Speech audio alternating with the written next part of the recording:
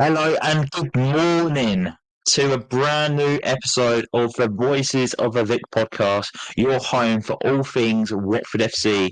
I'm your host, Ben Aiton, and today I'm joined by, sorry, I always mess up a this bit. It's so frustrating. I'll get it right one day. Joined with me this morning is no other than Mike Duffy. Mike, how are you doing, mate? I hope you can get your words out better than I can. Yeah, I'm all right, mate. Thank you. It's good to be back on.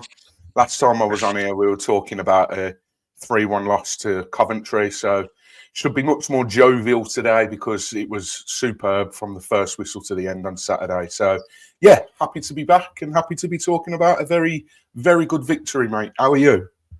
Fantastic stuff. No, it's great to have you back as always. Yeah, I'm very good, thank you. Went to Legoland with my little family yesterday, Kate and Isla. Tell you what, Isla's more of a daredevil than me. I think I like roller coasters, but she's like another level. We went on one ride in particular, which is a bit like a speedway. It's mega fast, and she wanted to sit on the front cart. And I don't know if anyone's done it before when you've gone to Legoland.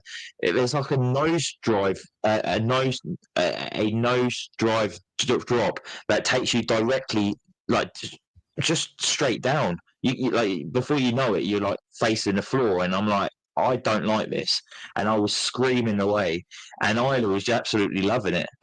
So fair play to her. I think she's going to be the one like going on like stealth and all the other like big roller coasters going forward. But yeah, it makes me feel like I need to maybe be a bit more braver.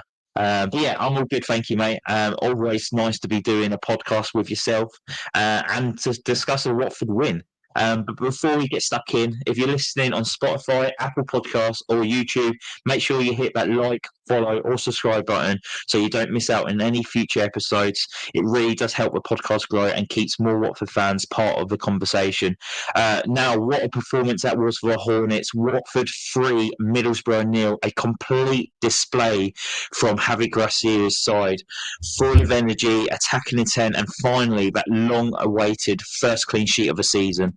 Watford came out flying out of the blocks with Loser and Kjerrumgaard getting us 2-0 up at the break before Doumbia sealed it with a thunderous strike, one that might have even taken a nick of Kjerrumgaard on its way in, which me and Mike will talk about later on. It was a real statement win for the Hornets against second place Middlesbrough and former boss Rob Edwards. And it feels like Gracia is starting to get a real tune out of his squad. Of course, there was one downside though. Rocco Vata's knee injury looks quite serious, and we'll be discussing what that could mean going forward. But overall, it was a brilliant day for Watford, a proper performance to get the fans back buzzing. And we'll be breaking it all down, the goals, the tactics, the standout players, and whether this could be the turning point in the season for Watford. So grab yourself a drink, settle in, and let's talk about Watford's best performance of the campaign so far. Mike, what was your overall emotions after that win for Watford at the weekend? How did you feel? Yeah, to be honest, I think it's been coming because we saw on last Saturday against Coventry. I think the Coventry commentator said it was dog and duck defending, but Real Madrid going forward.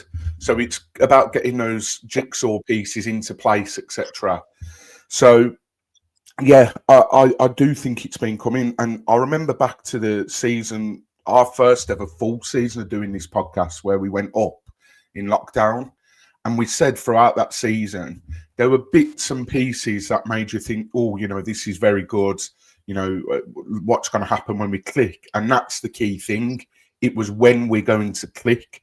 A team was going to take a hammering, and that team that season was Bristol City. We won 6-0. And that sort of led us on the way to the golden path to the Premier League. And I think Saturday's performance was that performance where I'm not saying that's the one where we're going to click and then go on this magnificent run to the end of the season, but that's the performance that we've been waiting for, because there's been sort of signs here and there from when we started the season. That is the one where I feel everything was perfect. And from the first whistle to the last whistle, like I said at the top of the show, it was a complete performance. How many times this season of, whether it be me, you, Joe, Cam, Katie, etc., sit on his podcast and say, yeah, we did well in the first half, but then we dropped off, or we were in the first half but picked up in the second half. You know, the West Brom game, brilliant example. You know, started so poorly, that second half was fantastic. Whereas this, throughout, is what we've been expecting and what we've been waiting for. So, yeah, I really hope that's a good base to build on now, because not to be a Debbie Downer, but we play again tomorrow. So Saturday won't mean naff all if we don't back up a performance tomorrow away at Ipswich. So, yeah, overall, absolutely delighted. Thought we played Middlesbrough off the park. I think Edwards panicked. You know, I have never watching football for as long as I have never seen a manager make 5 substitutions in one go before. If that doesn't reek of, I don't know what to do, I'm just going to throw everyone on, I don't know what does. So we had him panicked, and he's meant to be the messiah, and you know, he's linked with the Wolves job at the moment. And yeah, but I yesterday was fantastic. No, well, if he's linked with a Wolves job, so at least that guaranteed back-to-back relegations from the Premier League for Rob Edwards. I wish him all the luck with that. But I agree. I think it was the complete performance from Watford. We've seen spells of improvements over the last few weeks under Javi Gracia, and we've had the 5-10 minutes here and there, the attacking intent away at Coventry where we looked brilliant. It was just defensively was poor. But this time round at home to Middlesbrough, was outstanding. By far the best performance of the season. We won the second balls, which we don't normally do as a team. We won our duels. We created chances, and that was actually very clinical with taking those. Scored 3 brilliant goals. And we played as a team, Mike, and I don't think you can say that much about the Watford team in recent years, that we actually didn't play with the individuals, but we played as a team. Yeah, and do you know what? That's a key word in this, Ben, is team, because he got the team absolutely bang on this week. You know, again, I'll go back to that Coventry game, and me and Cam were walking to the car, and the front three, we were like, brilliant, this is what we've been waiting for. But it was that midfield. You're seeing Kayembe, Sissoko. That team he put out yesterday, absolutely perfect. I know some people aren't a fan of the 4-4-2, and you know, but it's good to see that we can switch between that. But the key thing is, if tomorrow, for example, he switches back to a 4-3-3, he has to get that midfield 3 right. My only worry is, I don't know if you've watched the video that Watford put out after the game, where he's speaking to him in the changing room. And there was a line, I can't remember word for word what he said, but he alluded to the fact that it's a big squad. You know, he understood that players were disappointed on Saturday not to play. He says, but he basically alluded to the fact that Championship being so tight and so busy, people are going to, you know, if you didn't play today, you're probably going to play on Tuesday, something along them lines. So I really hope that doesn't mean we're going to be seeing Sissoko and Kayembe play tomorrow. But I think he got the team selection spot on for the 4-4-2. And another thing which I want to bring up is, I mentioned last week quite in depth when I was talking to Joe about Vata Baah, that Joe didn't think that he'd played as well, because we're so used to seeing Baah come off the bench and be that explosive player, usually with about 10 or 15 minutes to go, and he's running at already knackered fullbacks, and he's just absolutely tearing them a new one. So I was worried that because we're so used to seeing that explosive side of Baah for that short spell, are people maybe expecting that when he starts for the full 90 minutes, and then you're coming away thinking, okay, he did all right, but not what we know him as. I just want to say, scrap that, what I said on last Saturday, because if Baah plays like that from when he starts a game, granted he didn't play the whole game, but that is the Vata Baah that we want to see. He was absolutely superb, and that just shows why he has to be in this team, because he was just a pain, and he wasn't in the game throughout, but every time he was called upon, he did what he needed to do. And I just thought that was one of his best games for Watford, in a Watford shirt. And of course, he set up the first goal as well.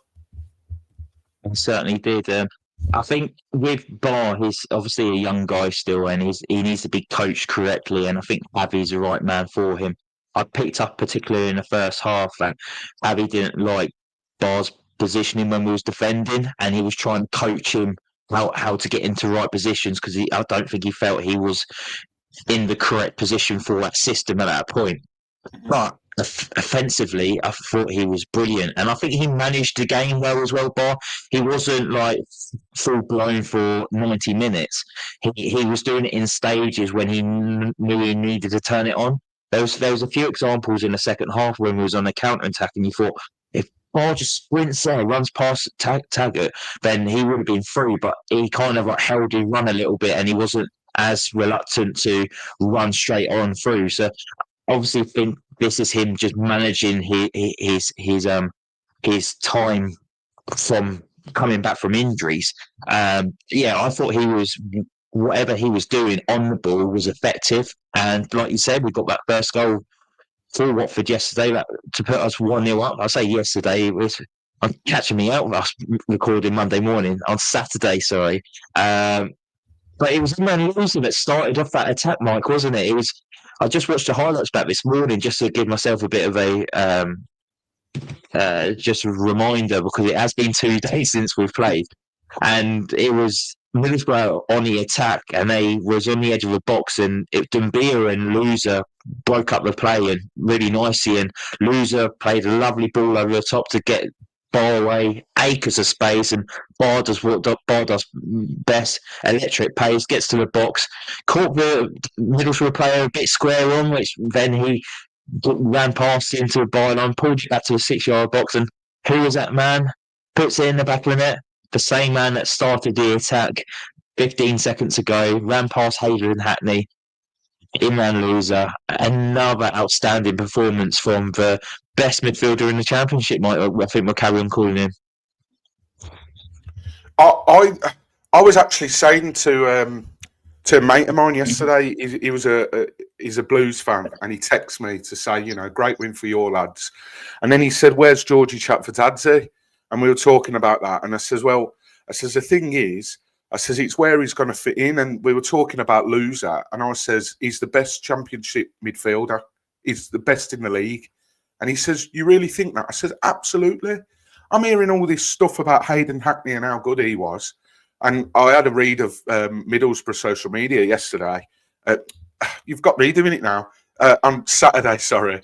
I had a read of social media. And they basically say when things are going his way with Hackney, he's brilliant. But Saturday was an off day. So, yeah, Loser is a class above. And my mate also said, do you think you'll keep hold of him in January? Now, that is a very good question, because if clubs don't come knocking in Jan, there is something very, very wrong.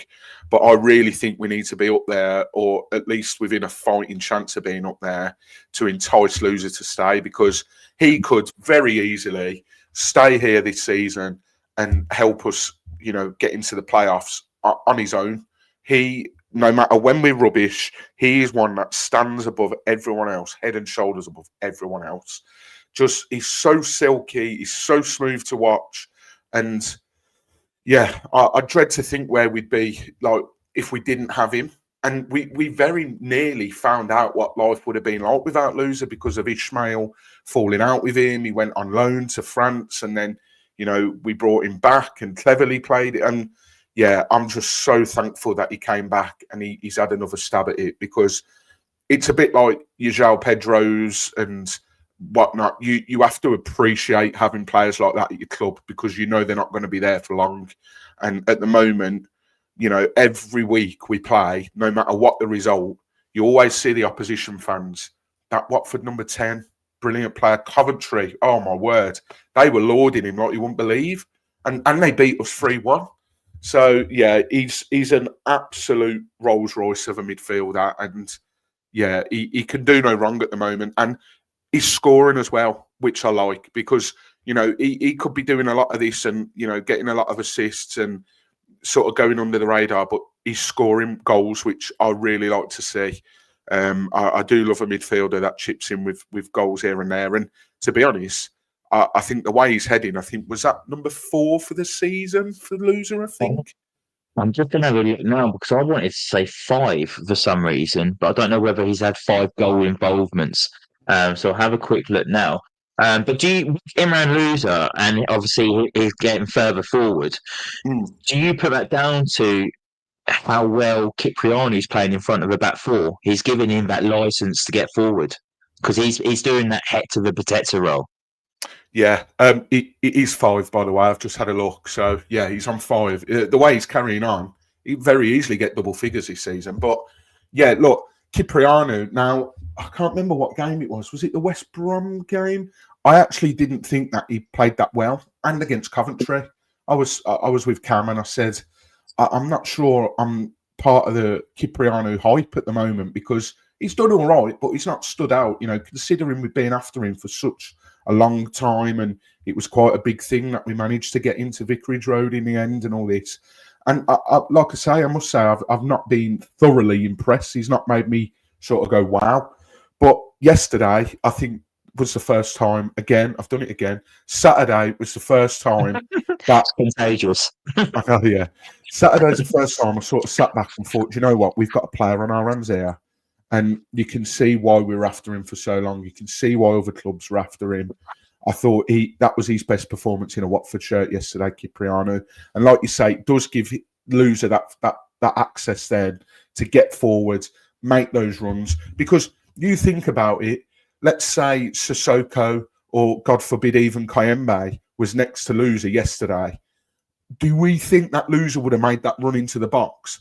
Because in his mind, he might be thinking, right, well, Cipriano's behind here. So if nothing happens or it breaks down, I've got someone I know that I can trust behind me that could sweep it up. Obviously, I'll try and bust a gut to get back. But is he maybe thinking that if Sissoko's there or, maybe Sissoko would have said, I'll go instead because, I don't need to rush back. So I think having them two together, but Cipriano, yesterday, best game in a Watford shirt so far, I think. Yeah, I agree. I think he was outstanding. I've been a bit like you. Some games I'm like, I don't know what the fuss is all about. And then I'm like, am I just being harsh? He's just moved up a league from League One, where he was playing for Peterborough. Yes, he was their captain. You can see his leadership skills in the team for Watford this year, which is really good. I think that's outstanding. Yeah, Peterborough didn't really shoot up any trees last season. There was they've obviously won the trophy at Wembley, the paint trophy or whatever it's called nowadays. But yeah, so then I'm thinking he has stepped up a big level, and the League One to a Championship is a big step. And then I do see glimpses of like a top draw player in there. So I think it's just him feeling out the league and getting acclimatised to it. You've seen Javi and Paolo both like taking him out, but then putting back in after they've taken him out because they feel like there is a Hector-shaped hole in that midfield. And I do feel like Loser is playing better when Hector's alongside him. But we'll talk about the second goal now for Watford, and it was a lovely pull into a box by Jeremy Ngakia. And I want to talk about Ngakia a little bit here, Mike, because I was talking to Cam before the game, and I was saying I think Ngakia's having by far his best season in the Watford shirt here. And Cam was like, I don't see what all the fuss is about. I don't really rate him. And I was like, but surely you can acknowledge that he's doing well this season.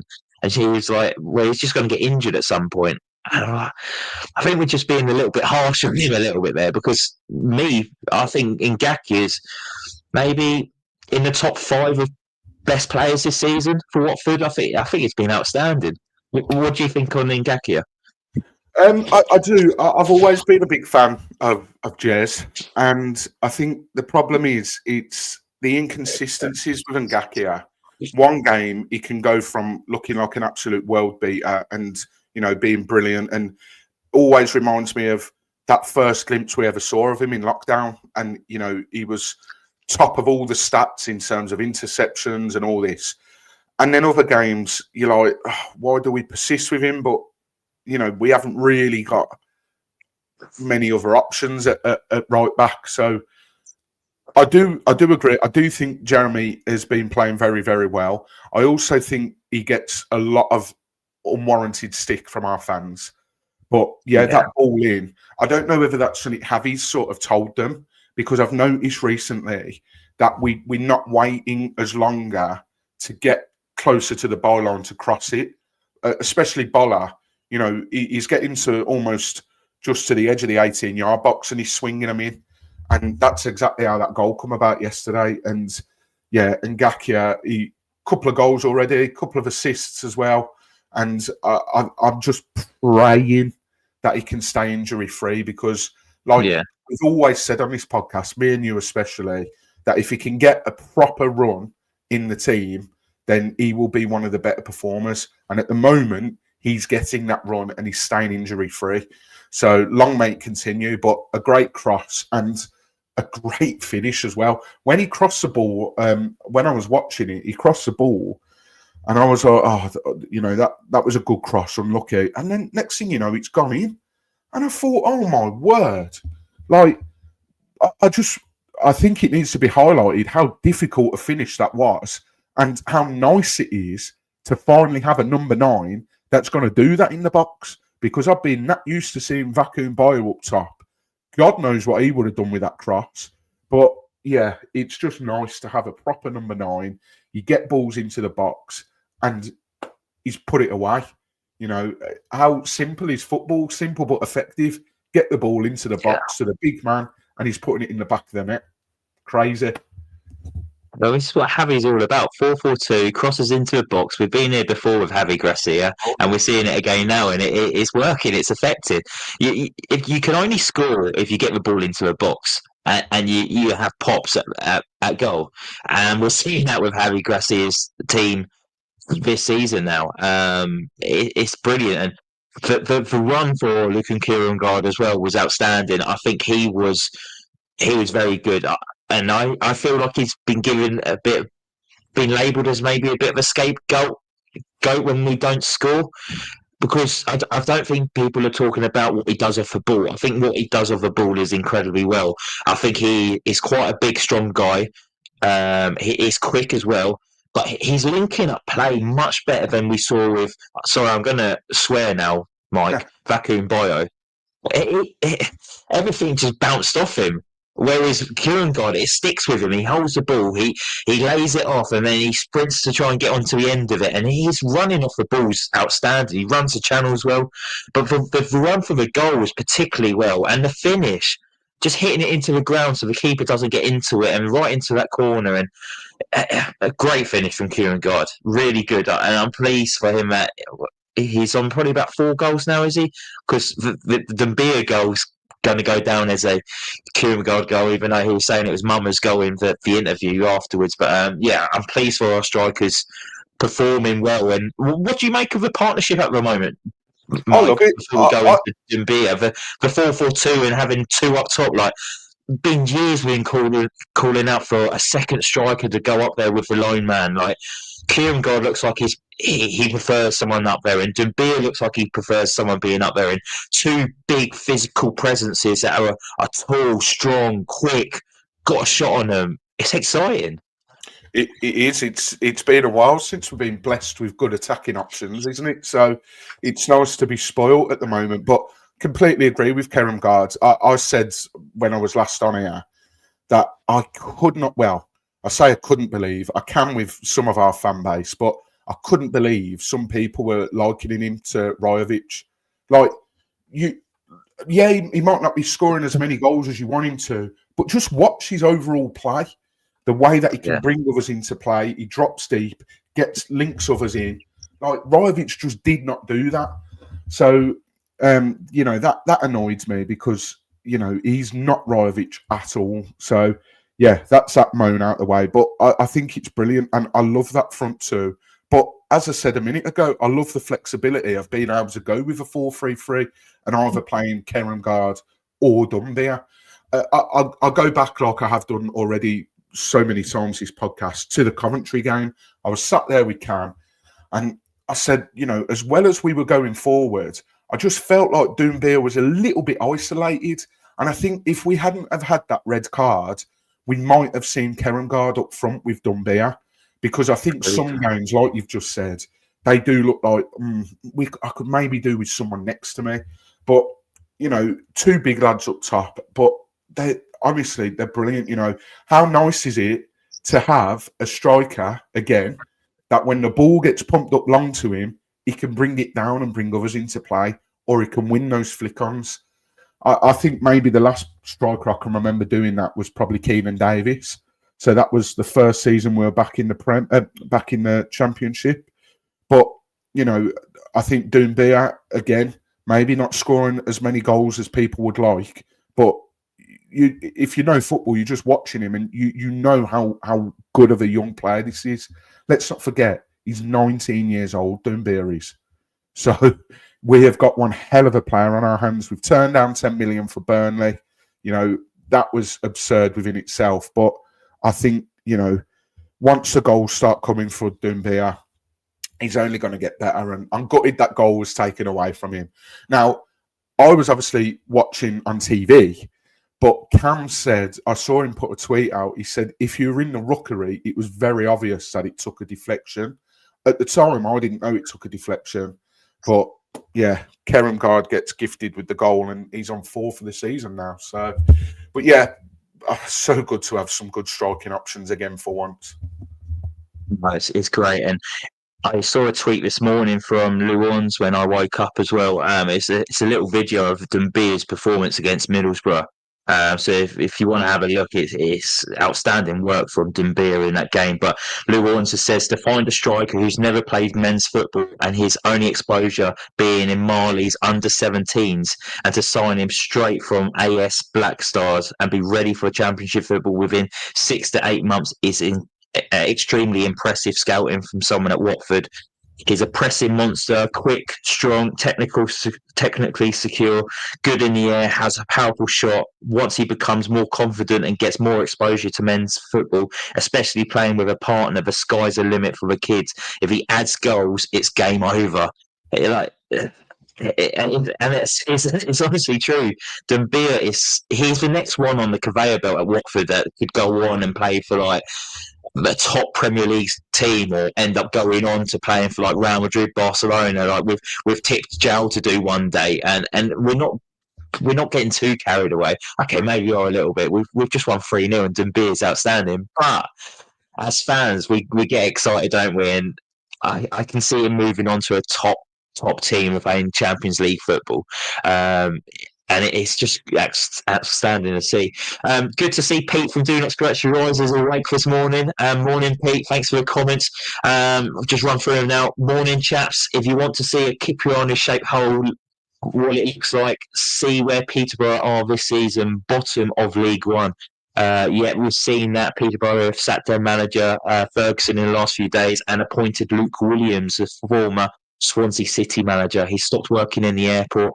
I've got to stick for that, and I think fair play to him. He's just keeping himself busy and wanting to earn a bit of money, so fair play to him. But yeah, he's back in management now with League One side Swansea City. He says key to Ngakia is, as Mike says, him staying injury-free. He has been outstanding this season and has improved his play going forward, with the cross for the second goal being a great example. Then he goes on to say, any forwards these days struggle if they are isolated. K9 has looked best with Ilkunda getting up alongside him, even beyond him, and now again with Mamadou. So there are the thoughts of Pete from Do Not Scratch Your Eyes. Hope you're well, mate. And we'll go into the second half now, Mike, going in 2-0 at half-time. How did you feel at half time? Because we've been here so many times as Watford fans, 2-0 up, and it's like, don't sit back. Don't invite pressure onto you. If Middlesbrough get one goal, it's game over. They could easily get another one. How was you feeling at half time, mate? Exactly what you just said. Dana from the Boro Breakdown tweeted at half time, and she said, standard Watford away for the Boro. And I replied saying, don't underestimate my football team's ability at fucking up a good thing in just 45 minutes. So I was as hopeful as probably every other Watford fan in that ground. Like you say, you know, we had a good first half, and how many times have we had a good half, but then either followed it up with a really rubbish one, or it's been sort of vice versa. So it was about continuing that good performance into the second half, which was massive. You know, like you say, one goal and they get back in it. You know, I think I was thinking back a lot to that QPR game where we were so comfortable at 2-0. Then they get a goal just before half time, and that second half was, we were clinging on for dear life. And I just thought all it takes is one goal to spring them back into action. But, you know, getting that third goal when we did, boy, we needed that. And I'm just so glad that we did, because, again, how many times have we not put teams to the sword? There's been so many occasions where we just need that one extra goal, and it's not came for whatever reason, and we're not finishing teams off. But we did just that, and, you know, we could have got more goals as well, which is what you like to see. Why stop at 2? Why stop at 3? Go and try and get that 4th. And I just think that confidence breeds. And I also think as well, it's a massive thing, shooting towards the rookery. There's just something about it. We just seem so much more energetic when we're shooting towards the rookery. And I'm trying to think what manager it was. You might remember. I'm sure we made a thing of starting the first half shooting towards the Vicarage Road end, because then the second half, regardless of if we were winning or we were behind, I think it was Cleverly actually last season, he knew that shooting towards a rookery just brings something else about it. So, yeah, so happy that that second half was just what we needed. So, yeah, hopefully it's a sign of things to come, because I'd be so disappointed if tomorrow, now I know we're away and we're rubbish away, but I'd just be so disappointed if tomorrow we go back to square one and we look like we've never kicked the football before. So, yeah. Well, this is Watford FC, so anything's possible. But yeah, quick start to that second half. It knocked the wind out of Middlesbrough. Certainly, they obviously went in, had a team talk, had a plan for that second half, and Doumbia ended that plan within 3 minutes of the second half resuming. Ball contesting on a header on a halfway line. Ball goes over the top.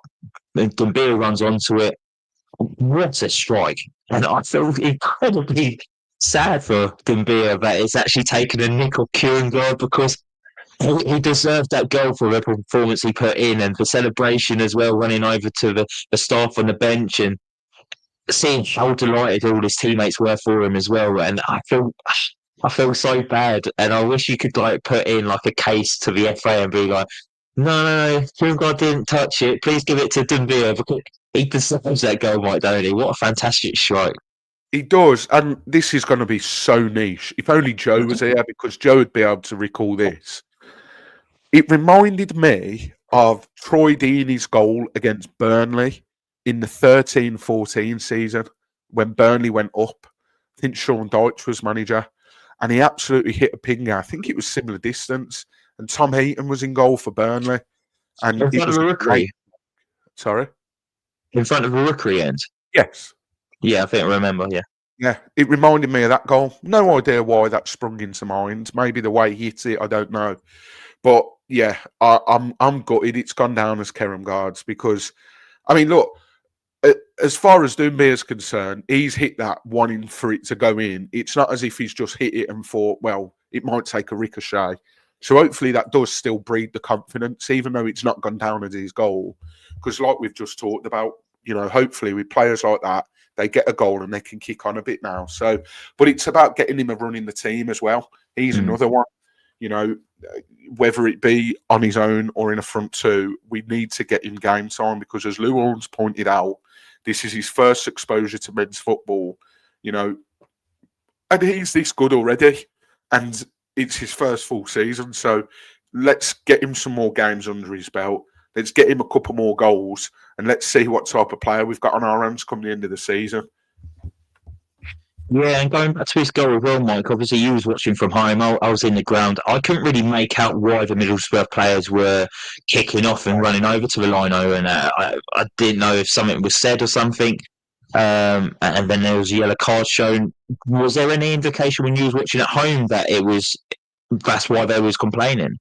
No, so I'm exactly the same as you. So they were showing the replay, and I can't remember what's his name. Was it Jeff Doyle? If someone's watching, you'll probably be able to tell me that the chat. Well, it's BBC Three Counties, Jeff Doyle. Yeah, Three Counties. I often get Jeff Doyle mixed up with someone else, but I'm confident it was Jeff Doyle with Derek Payne.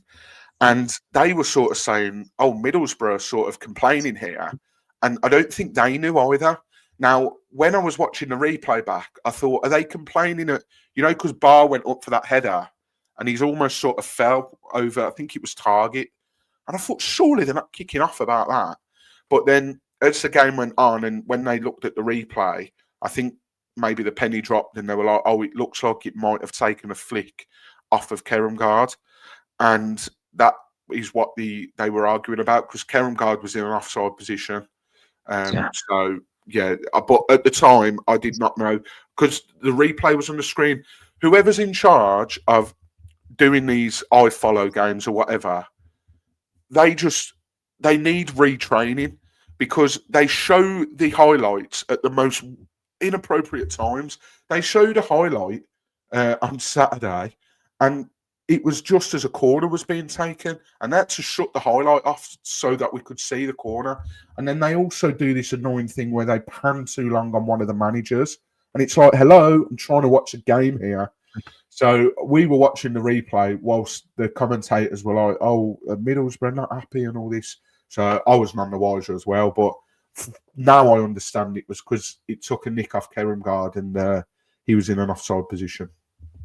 It wasn't just you having issues with the highlights there. It was inside the stadium as well. I don't know if you heard the story of Paolo Pesolano making an appearance pre-match in the little pre-match video. Well, that wasn't the only thing. Did you see what Middlesbrough pointed out?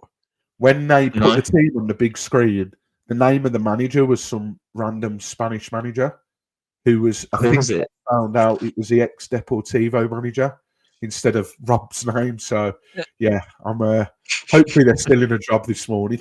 I'm not too sure. And when that goal went in, the third goal, Watford were showing the replay again on the big screen like they normally do when there's a goal go in. The Middlesbrough players were fixated on that screen because they knew obviously what happened. And then after they re-showed it, they was all arguing to the ref and pointing to the screen again. And I was thinking, just get that off the TV, get that off the screen. We didn't want them to have their own VAR in the stadium. But yeah, it was a bad day at the office for whoever was in control of those screens at Vicarage Road. Also, the one bad thing that happened at the weekend, Joe, and I'm having a nightmare here. Just call you Joe. Mike, apologies. Rocco Vata, he had a brilliant first half. He's so lively. Ball sticks to him like glue. He glides in and out of players like they're not there. Great talent. So excited for him. He's picked up a bit of an injury, hasn't he? And we haven't heard anything regarding the injury. Joe said he saw something saying it's a hamstring.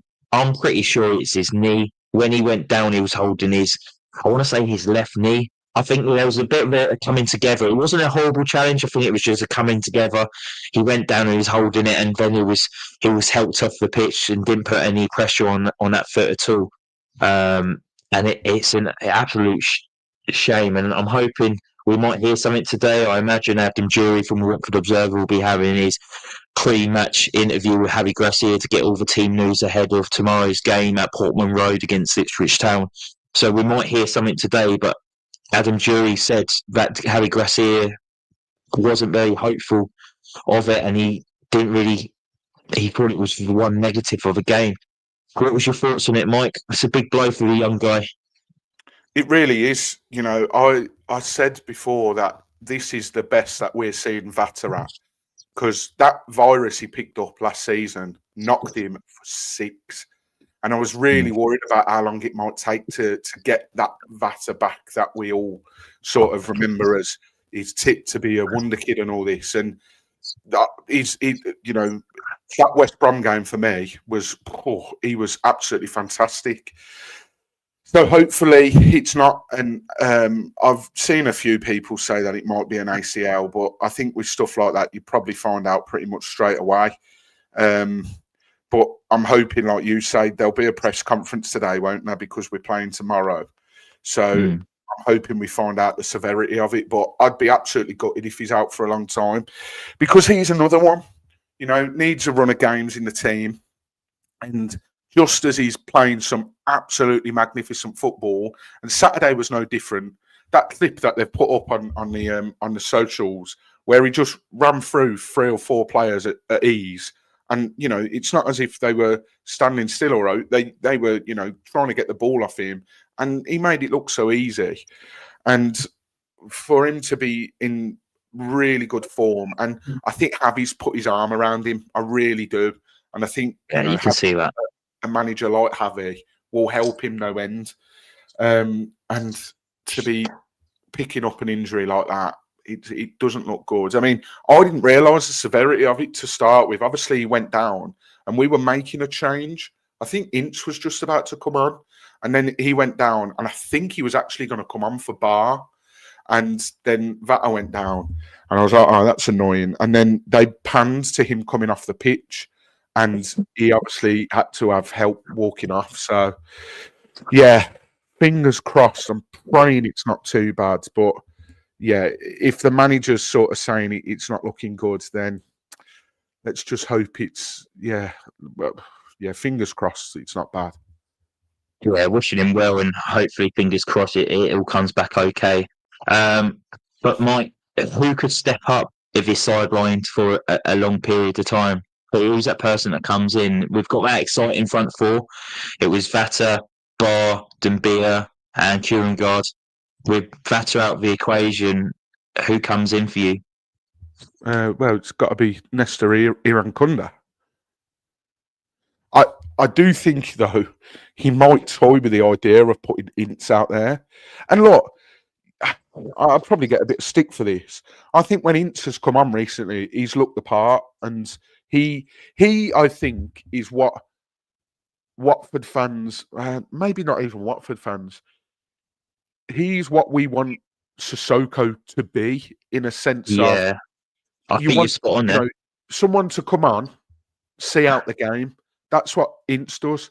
But Sissoko comes on just to get something in his legs, pick up his paycheck and go home.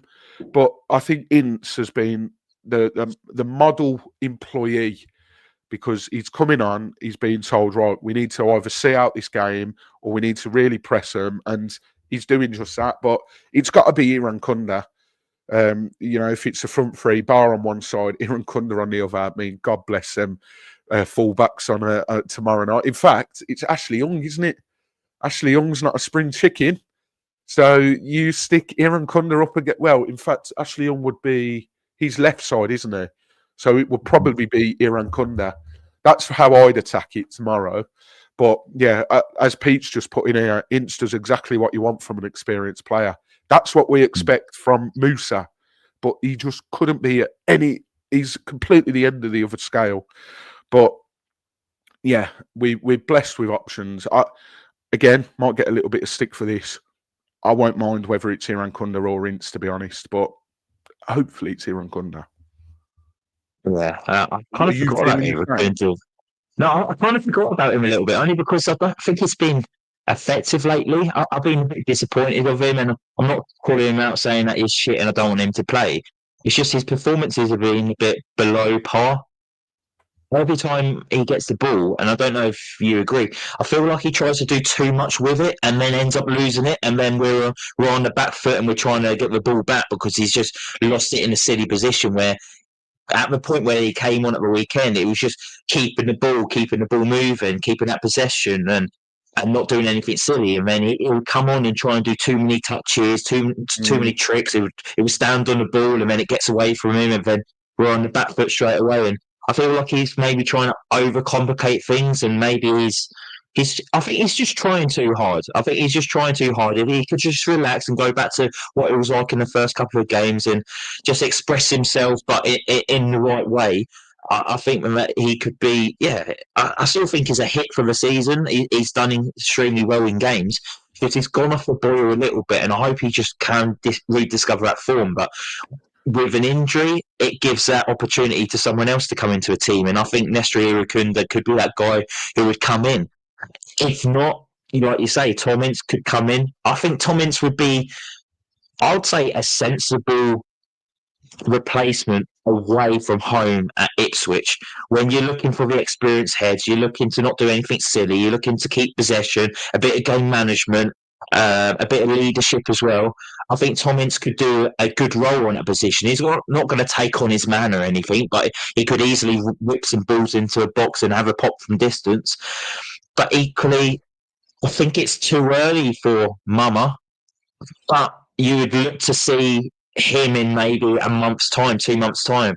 If this was Vata being injured in January and Mama's had some bench appearances and he's maybe started the odd game, I think Mama would be maybe the perfect replacement for him. But equally, we've got Georgie Chatvadasi to come back into this team. Yes, he's not fit yet, but we've not missed him, Mike, have we? Because of how well Vata's maybe performed.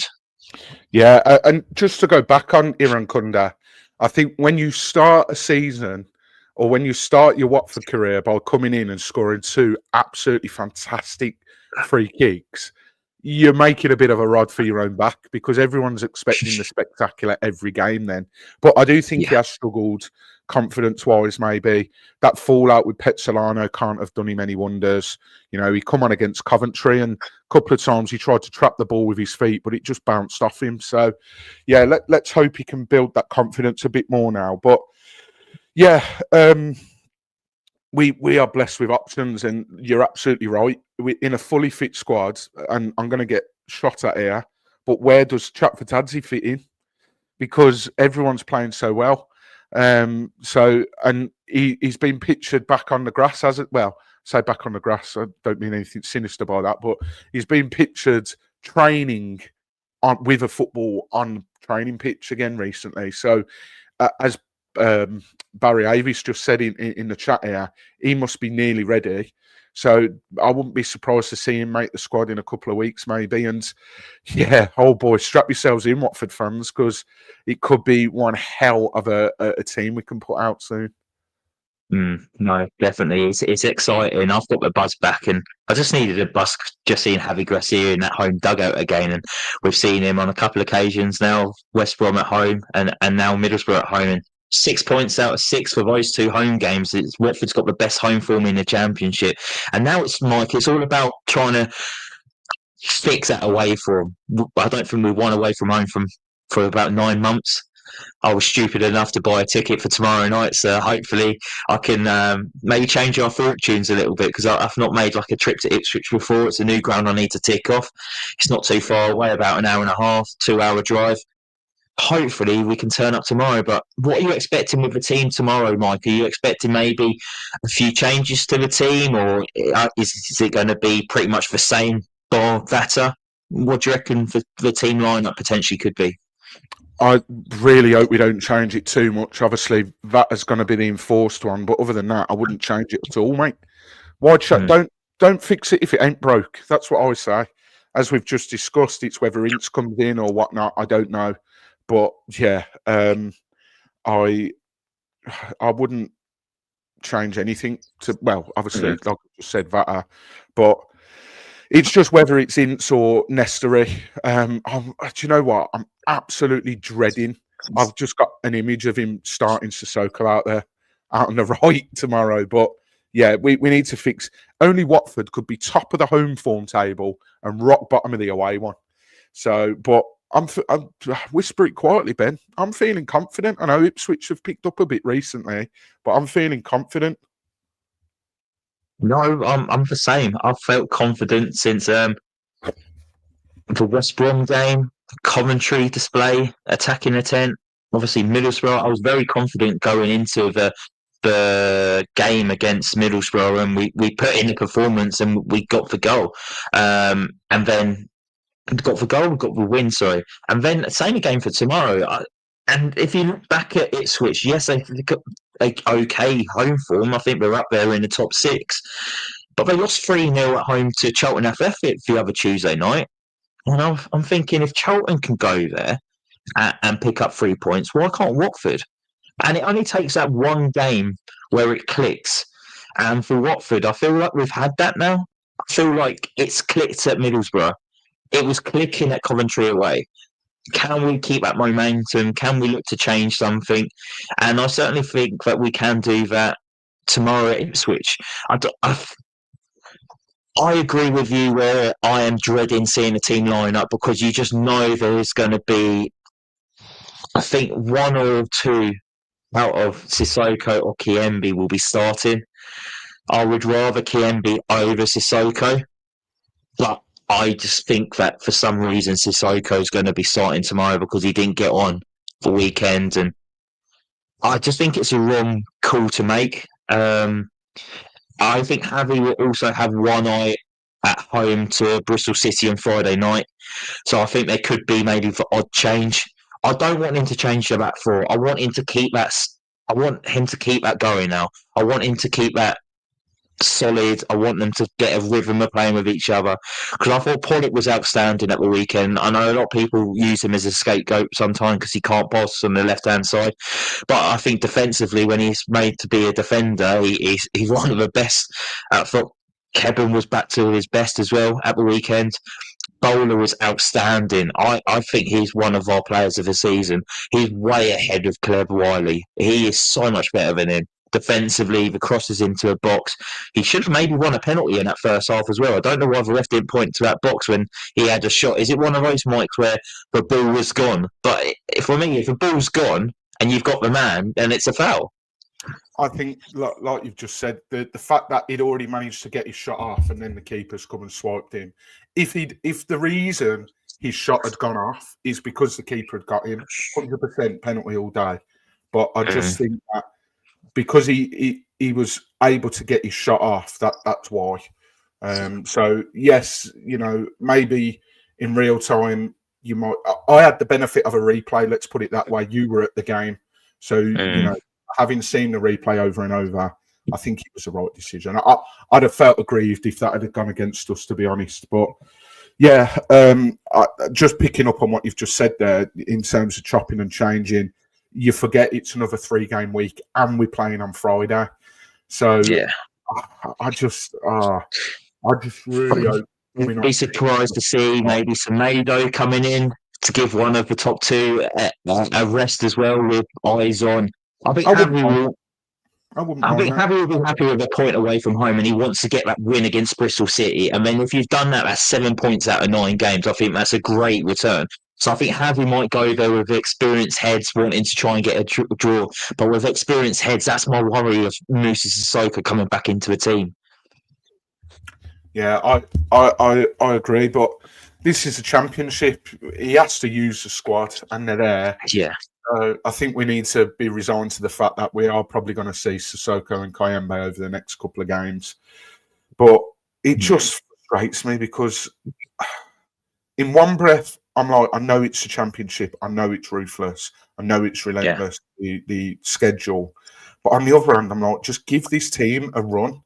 But then come Friday, would we be absolutely knackered and just, this is why they're paid the big bucks to manage and sort the team out. And I'm sat here, I'm not a football manager. So, yeah, I think we need to be resigned to the fact that it's going to happen. But, I mean, look, there's other people we could play instead. But, yeah, let's just see. And come wait and see. Tomorrow. Let's just... Yes. At least it's the international break coming up soon. But again, Mike, if we get a point away at Ipswich, 3 points at home to Bristol City, international break comes at the wrong time for Watford, doesn't it? Yeah, it does. Didn't that happen the last international break as well?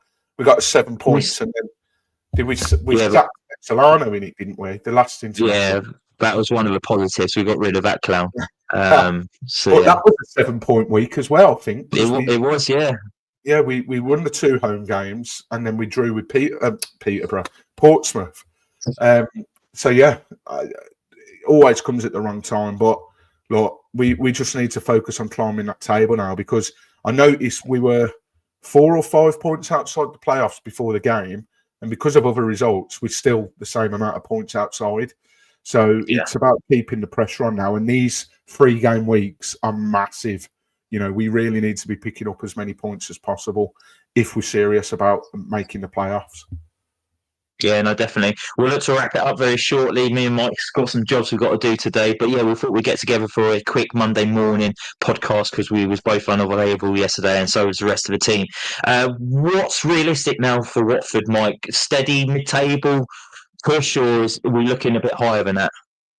You're asking me this on the back of absolutely battering Middlesbrough at home. Win the So, league. yeah, the world's your oyster. But no, look, if I'm being sensible, it's a big if. You know, if my auntie had balls, she'd be my uncle, sort of thing. But if we can sort this away form out, why can't we go for playoffs? If we're doing that to teams that are second in the league, you know, we're as good as anyone else on our day, and I really do believe that. And I think since Javi's come back, this is what I dreamed of. This is what I thought, right, Javi's coming back. He's going to install a lot of faith. The players are going to get behind him. We're going to be playing as a team. So far, we are. I just hope it doesn't tail off and this is a little period, a little spell, purple patch we're going through. So I think we can make playoffs. I really, really do. But we have to sort this away form out. We have to. You know, even picking up points. You know, draw your away games, win your home games. Said that till I'm blue in the face. But yeah, I think playoffs, we can do it. And then playoffs is a lottery, so. I don't want to sound boring, but I agree with Mike. I feel like the feel-good factor's back at Watford. We've got a manager that we all love and respect and feel like he can do a good job. And we've got the players. We've said all season we've got the players. It's just getting a tune out of them. Javi Gracia, that man, he will get us that away win soon. And I'm hoping it's at Ipswich tomorrow night, but that's for selfish reasons. But yeah, I believe we can finish in the playoffs this season. I think it is a very open season. I think there's lots of teams up there that you wouldn't expect to be up there at this point of the season. And I feel like we can move into that category and we can be one of the teams that's discussed about how well we're doing come the end of the season. I just honestly, I believe our time's now, and I don't want to say if that's. Well, it is me getting too carried away after the back of a 3-0 home win over second place Middlesbrough, but it was a 3-0 win against second place Middlesbrough. We're allowed to get carried away. Final thoughts, Mike. What was your biggest takeaway from the performance against Middlesbrough? Probably the team cohesion. You said it at the start of the show. We've really lacked that for a few years now. But I really do believe that these players are actually fighting for each other now. And there's none of these, you know, that are in it for themselves. I really do think this is a proper team that we've got on our hands. And I'm excited to see where we can go with it. Yeah, and mine would be the team spirit and most importantly, clean sheet. First clean sheet for Watford all season. Igor Selvit made a fantastic save from that target free kick. That was on target. Great save. That was one for the cameras, but equally that was a top draw save. But yeah, most importantly, that clean sheet. We can keep a clean sheet. Hopefully, we can look to build on that now with the games coming up. Ipswich Tuesday, Bristol City Wednesday, Friday. That would be a quick turnaround, wouldn't it? If it's two games in 24 hours. Friday night, apologies, and it'll be the international break. But yeah, I think that wraps up things for this week's episode of A Voice of the Vic. A brilliant 3-0 win over Middlesbrough, Watford's best performance of the season so far, and hopefully a real sign of what's to come under Javi Gracia. Next up, it's a midweek trip to Ipswich tomorrow night. I can't wait for this episode to end. Absolutely all over the place. And after a result like that, fingers crossed the Hornets can finally get that long overdue away win on the road. It won't be easy, but confidence will be sky high after that display at the Vic. And big thanks to Mike, as always, for joining me, and to all of you for tuning in. If you enjoyed the episode, make sure you hit that like, follow, and subscribe button on Spotify, Apple Podcasts, and YouTube. It really does help us grow and reach more Watford fans to keep this conversation growing. We'll be back after the Ipswich game, hopefully, to talk about another strong performance for the Hornets. Until then, take care. Safe travels if you head into Portman Road on Tuesday. And come on, you Warns.